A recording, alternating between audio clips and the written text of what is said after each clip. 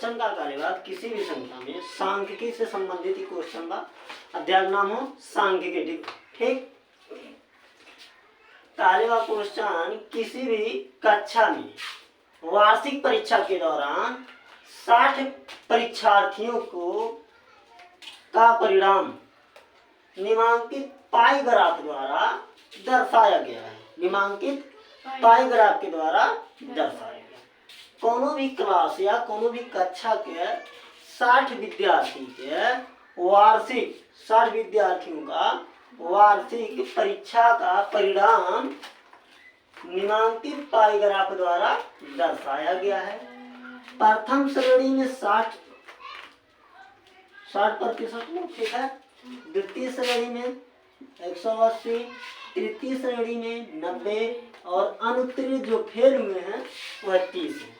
ठीक, फेल बच्चों की संख्या 30 और प्रथम में 60, सेकंड में 180 और थर्ड में कितने हैं 90। ठीक, तो सबसे पहले हम 60 दिया है और एक वृत्त की पूरा वृत्त का मान निकालेंगे तो वो आ जाएगा 360 अंश हो जाएगा। और एक कक्षा में परीक्षार्थियों की संख्या कितना दिया है 60, तो इसको काट देंगे तो आएगा कितना 6। कितना आएगा 6, ठीक है। काटेंगे 6 आ जाएगा। अब इसमें क्वेश्चन दिया है कि सबसे अधिक शिक्षार्थी किस श्रेणी में उत्तीर्ण हुए। सबसे अधिक किस श्रेणी के छात्र उत्तीर्ण हुए हैं, मतलब पास हुए। ठीक, इस पाई चार्ट या पाई ग्राफ के जो पाई ग्राफ दिया है इसी पे सब क्वेश्चन संबंधित, इसी से क्वेश्चन संबंधित है। इसी में से इसका आंसर हमको देखकर इस पाई ग्राफ को अच्छे से देखना और समझना है। उसके बाद इसका आंसर हमको, तो सबसे अधिक तो द्वितीय श्रेणी में कितना है 360 अंश। कितना 180 अंश, सॉरी 180 अंश है। तो 180 अंश बटे 60 क्षेत्र 18 है। कितना आ जाएगा 3 आएगा। इस द्वितीय श्रेणी में कितने बच्चे पास हैं 3 बच्चे। कितने 3। तो मतलब द्वितीय श्रेणी का निकल गया। अभी हम पहले निकाल ले रहे हैं उसके बाद बताएंगे क्वेश्चन, ठीक है। द्वितीय श्रेणी, ठीक, एक पूरे मतलब वृत्त का जो है उसका है, ठीक है। पूरे वृत्त का कितना अंश होता है 360। कितने एंगल का एक कोण बनाता है, कितने एंगल का एक वृत्त 360। पूरा गोला, एक गोला 360 अंश का कोण, ठीक है। उसमें 360 अंश का कोण है। अब हम प्रथम का निकालेंगे। प्रथम श्रेणी, ठीक है। प्रथम श्रेणी हो जाएगा 60 बटे 60 कम 60। कितना प्रथम श्रेणी में एक बच्चा, प्रथम श्रेणी में एक बच्चा, ठीक। अब तृतीय श्रेणी निकालेंगे। तृतीय श्रेणी 90 बटे 60 बचा 30,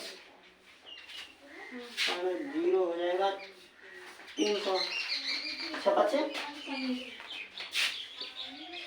90 में, मतलब 2 बच्चे के आसपास होगा, ठीक है। और 30 का तो छोड़ो। अब हमको क्वेश्चन पूछा है कि सबसे अधिक किस श्रेणी में बच्चे उत्तीर्ण हुए हैं। तो सबसे अधिक किसमें है द्वितीय श्रेणी। आंसर इसका डायरेक्ट हम वैसे भी लिख सकते थे, पाई ग्राफ को देखकर भी हम बता सकते हैं कि सबसे अधिक किस श्रेणी के बच्चे पास हुए। द्वितीय श्रेणी में सबसे अधिक बच्चे उत्तीर्ण हुए हैं या पास हुए हैं। ठीक है, तो आंसर क्या आ जाएगा पहले का? द्वितीय श्रेणी, द्वितीय श्रेणी। ठीक, यही हो जाएगा द्वितीय श्रेणी।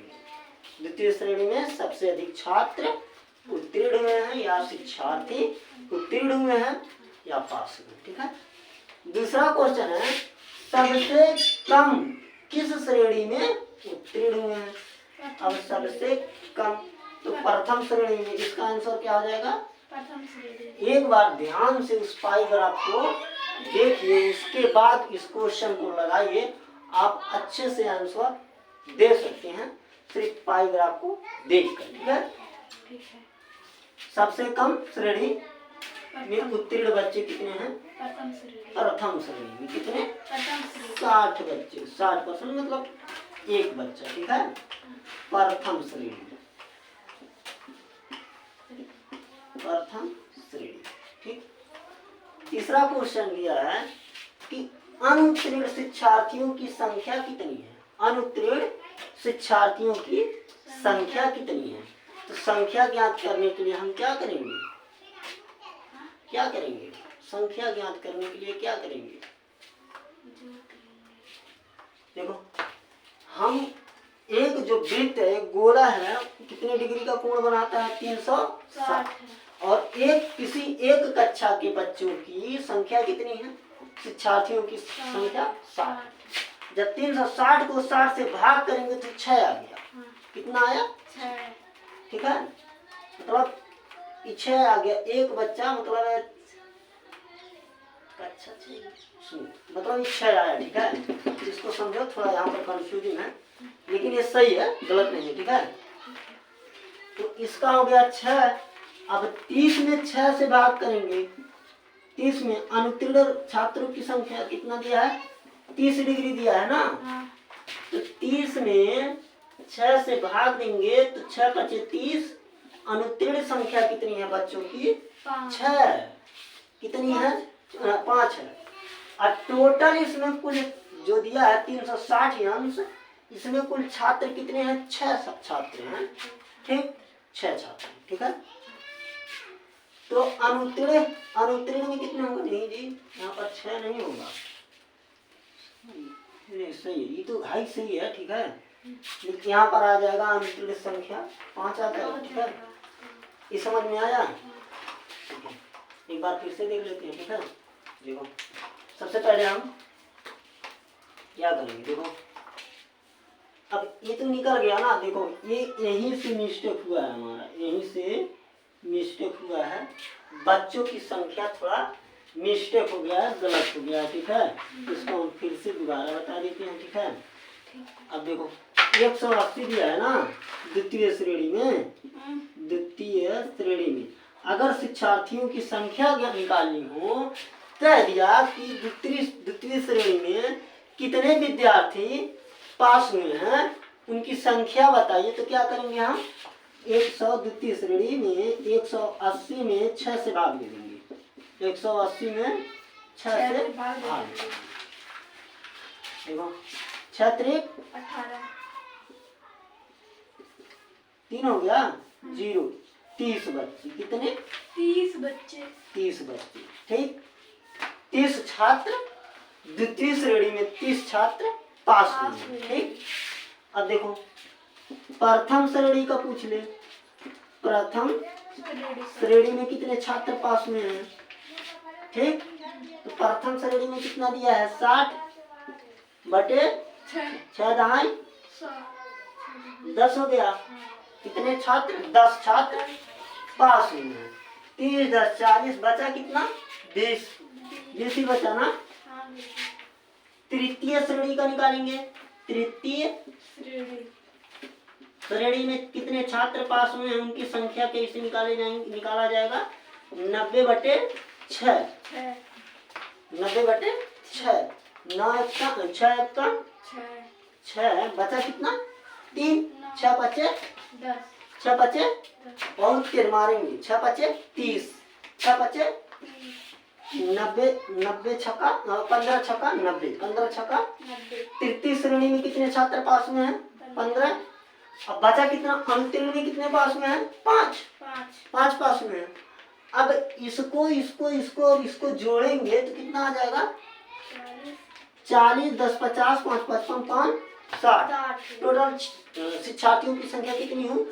60 हुई। यही पहले मिस्टेक हो रहा था। ठीक है, अब देखो अगर प्रथम श्रेणी में मतलब सबसे अधिक छात्र किस श्रेणी में उत्तीर्ण हुए हैं? तो द्वितीय श्रेणी में कितने बच्चे? 30 छात्र 30 शिक्षार्थी ठीक है, शिक्षार्थी पास में है मतलब उत्तीर्ण ठीक है।